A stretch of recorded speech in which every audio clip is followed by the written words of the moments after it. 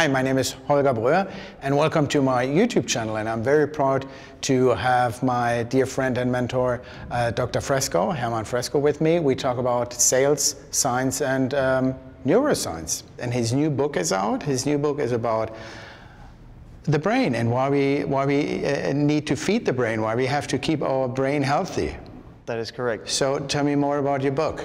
So yeah, I just excited too because finally finished my first book. It's called Train Your Brain for Success, and it's basically what the book says. I truly believe nobody can be successful in life without a proper working brain.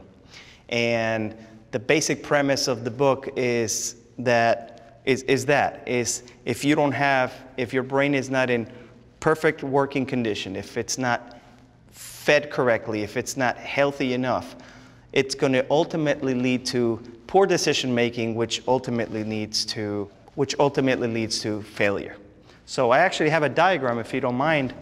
Tell me first before the diagram, because I'm very intrigued. So how do you know that your brain is not working working properly? I mean, how do you know? Because usually I think my brain is in a good condition or good shape. And that is a great question, because that's the problem. Most people don't know.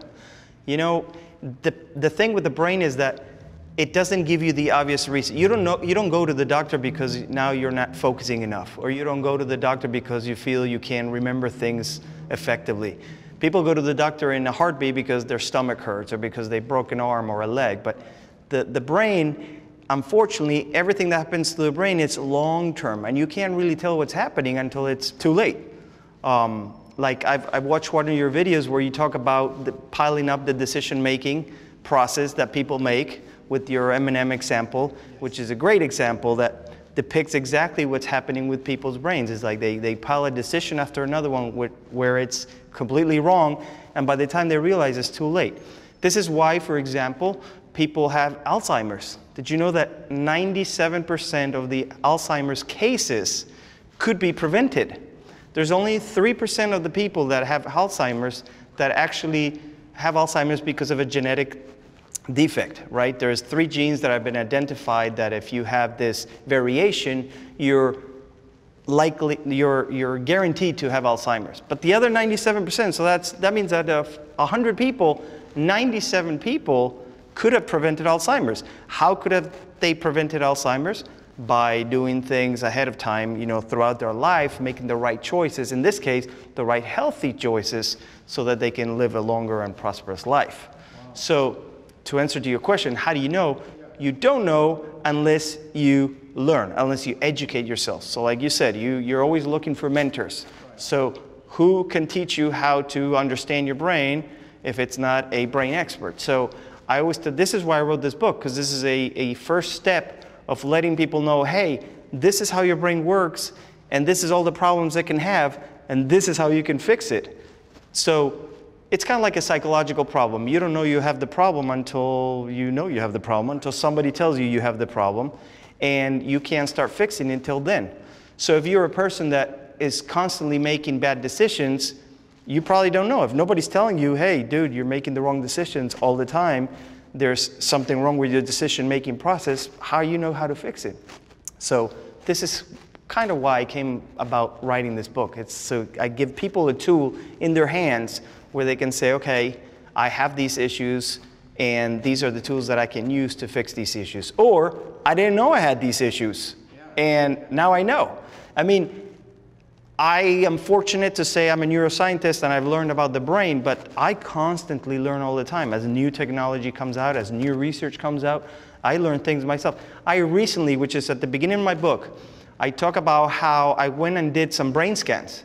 And my brain scans show very interesting things that make total sense, that I'm like, this is why all my life, like for example, I have my business partner, Ty Lopez, always makes fun of me because my sense of direction is completely off.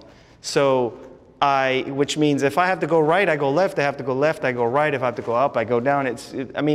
And I never realized that until about 10, 15 years ago when Ty said, dude, there's something wrong with you because you always take the wrong way. And I started paying attention, and it's true. And I all my life, you know, for the last 10, 15 years, I'm like, what is wrong? Why do I do this? So I finally got my brain scan, and there is a part on one of my temporal lobes that has a depression, which probably is from an injury. I've played a lot of contact sports. I've done karate and martial arts. I've been a gymnast, so I fell a lot and hit my head more than one time. And it could have damaged a part of my temporal lobe, which when the medical doctor that analyzed my scans, the first thing he asked me is like, do you have orientation problems? Do you have a problem figuring out how to get to places and get lost? I'm like, yes. I'm like, you can see that on my brain scan. So to me, that was a discovery. And just like that one, I found other things about my brain, which I would have never known if I didn't do the test. That's why I tell people, maybe not go through the extent of getting a brain scan. They're very expensive. But if you can afford it, I say, by all means, do it, because you might learn stuff that you didn't know you had. You might find things that you're like, oh my God, if I keep letting this go, I will be sick forever, or I'm not going to make it to 100 years old. I might die when I'm 70.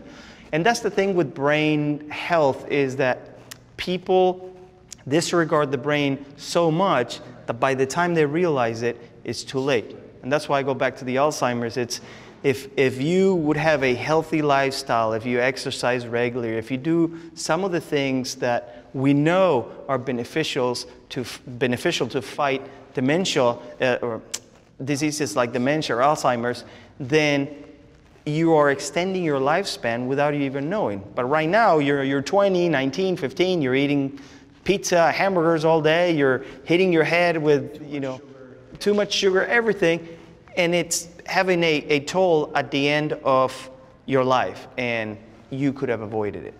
I'm more than happy, because I consider you, let's say, my mentor, and what I learned so far, what I learned and what I teach people all the time is, please, life means constant learning. Yes. Just because your school is over doesn't mean you don't have to read anymore. I mean, life means constant learning, and technology gives us the possibility to learn very fast so much about ourselves, our brain, etc. So I'm really, really happy that you brought that up. Not only the book, just saying, do a scan once or twice every 3, 4, 5 years. Yeah. It's so important. I really love that. People don't. I try to get a blood test once a year to see. Same with me. I went to Europe last week, and my doctor just did a blood test, because how do you call it when you like to go very often to a doctor? Yeah. Hypochondria. Yeah. I'm close to that. I'm close to that. So it really gives me a nice feeling when he says, you know what, everything's fine. Yeah, you're good. The metabolism, gallbladder, spleen, blah, blah, everything. Yeah. But I want to do it, because I'm 50. Everything could be on the edge. So I want to know, and I want to know as soon as possible. Yeah. And by the way, I'm I read so much about coconut oil. Oh, coconut oil is good, yeah. Yeah. So those are medium chain triglycerides, so they're good for you. Yeah, and in fact, it helped my overall blood results were, I don't know, I mean, I exercise, blah, blah, blah. It helps with cholesterol. It helps. There's research that backs all that up. Yeah, I don't want to be cliche, but knowledge is power. So I always tell people, it's like you have to be on a constant learning path. I'm always learning. If it's, whether it's marketing, because obviously I have my own products and I want to be successful with my companies, so I'm always learning about marketing, but I'm also always learning about how, just because I am a doctor doesn't mean I know everything.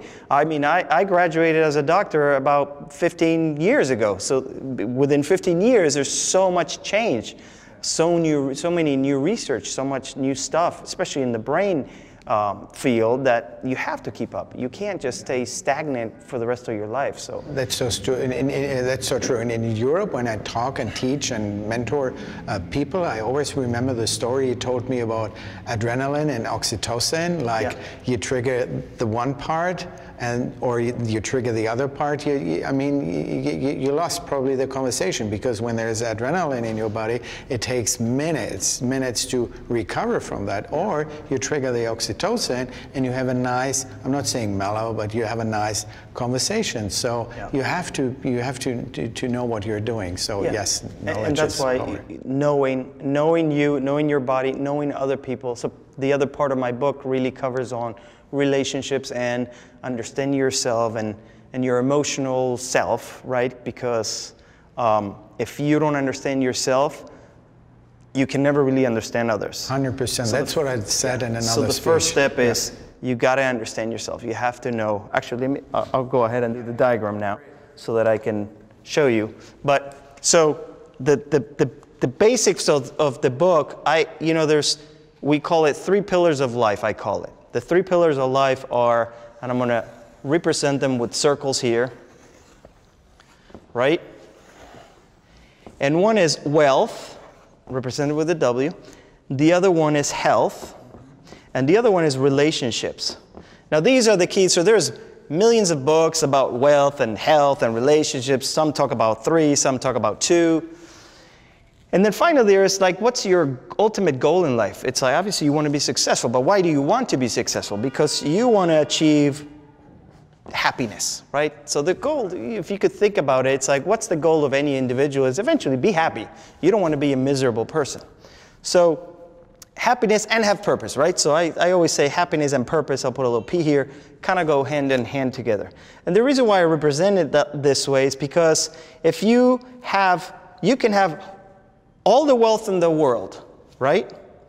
But you are not healthy, you're sick, you're dying, and nobody loves you. Well, you're never going to be happy.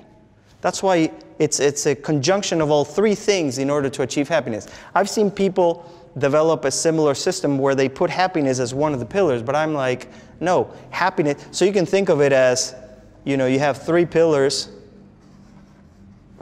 and this is happiness. And we'll put happy here. So what happens if you tear down one of these columns? Well, the happy it's not stable, so you might not be happy. Now, this is where most people stop. Most books, most teachers, they kind of teach you here, but it's like, how do you get to wealth, health, and relationships, and ultimately to be happy and have purpose in life? Well, that's where we'll put here, your brain comes in place. So this is your brain. And in order for any of this to happen, you have to have a proper working brain. You cannot achieve wealth, health, and relationships without a proper brain. And inside your brain, this is where you figure out you. This is where you figure out how you work, how your brain works, how you feel about yourself. This is how you relate to others. This is where you understand emotions. Right? So once you achieve this, once you understand how your brain works, once you understand how to control your emotions, then eventually you can make the right decisions and achieve full happiness and purpose. Because think about it, if you can go backwards. If I make the wrong decisions, if my emotions are wrong, right? I'm going to make the wrong decisions. But my emotions are wrong because I don't understand myself. And the reason why I don't understand myself is because my brain is not prepared correctly, is not working correctly. And then these decisions eventually would lead to our 3 circles of, relationships. So some people call it love. I call it relationship because it's not just love. Because the relationship you have with the bus driver, right, can affect your day. Let's say, or you go to a Starbucks coffee and the guy at the teller treats you bad. Now it ruins your mood for the rest of the day, and that mood ruining might affect your decisions for the rest of the day. So that's why I say it's not love, because you don't love the guy at the teller. You don't love the Starbucks guy. Maybe you do because you've known him for years, but you might not know him. So, and then there's relationships outside your circle of people. There's inanimate relationships, what I call, which is like the sounds of cars. If you're trying to study for an exam or getting ready for work or trying to make things happen, but it's too noisy or the temperature is too cold, then again, it affects your brain in a way that eventually affects your decisions. So that's kind of summarizing the premise of the book. And in the book, I just cover pretty much everything so that you can eventually make the right decisions. so that you can ultimately be happy. Okay, so let me ask you something, as I consider you as my mentor. Let me ask you something, because I experience people who are, let's say, 90% aware of this situation, but let's say 35, or an average, I mean, one of my clients, okay? He knows everything about it, but he's still stuck, okay? He knows he's doing constantly the wrong decisions, okay? So how can I help him?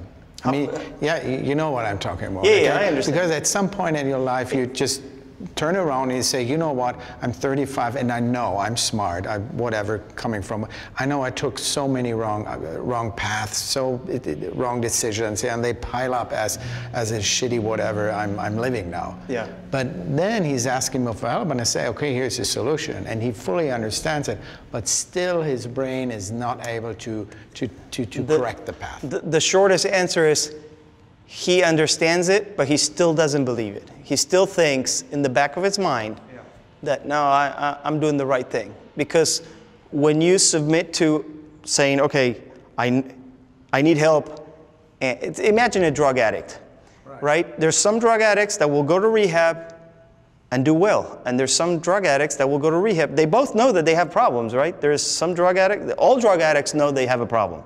Let's start with that. But some get out of it and some don't. What's the difference between them? So it's like, it's that willpower of like, okay, I can do this, I know I'm better, I understand this is bad for me, and the other ones are more like, no, you know, yeah, I know it's bad, but this is so much better. And it's tied heavily to emotions, right?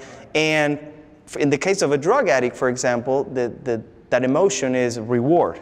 So they get such a rush from dopamine and all these exciting chemicals in their brain. They're addicted. They're so addicted that they can't, the urges, it's kind of like they have a balance. I have this problem with working out. I know I need to work out, and I work out. I work out every week, but I don't like it. I really don't like it.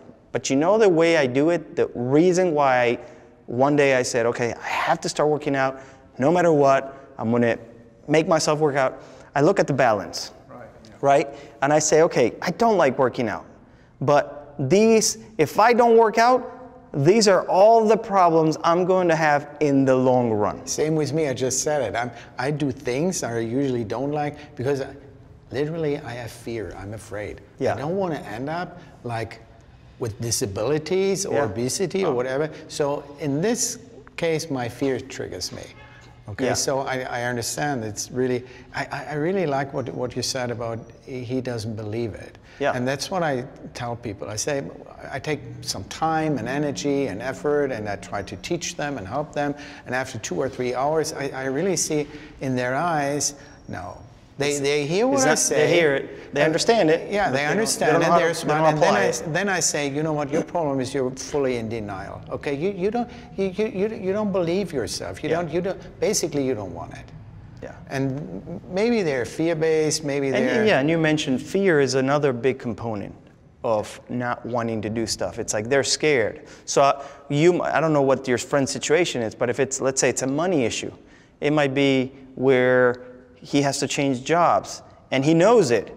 He hates his job, he's not doing well, he's not making any money, but the fear of saying, I'm not gonna have a paycheck for the next few months until I get everything together, get my head together, it's so much, again, it's a balance, so much bigger than actually quitting and getting their life in track that they don't do it. That is sad, and that it is sad. It is really, I'm really great about it, helpful, I mean, I'm really happy about your book. Because, no, I'm not grateful, because I'm really happy, because I want to make people happy, because I totally agree. Happiness is what we all want. When we wake up every morning, who doesn't want to be happy, okay? So this is what I want to share, and that is why I love your book already, because happiness is the goal. And if you have some help, and if you can help people to be more happy, great.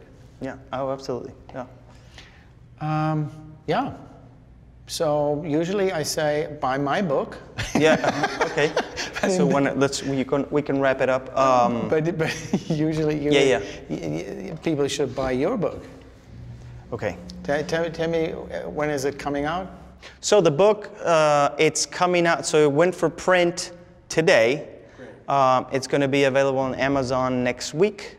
So, and you can also find more information about or link to the book on drfresco.com.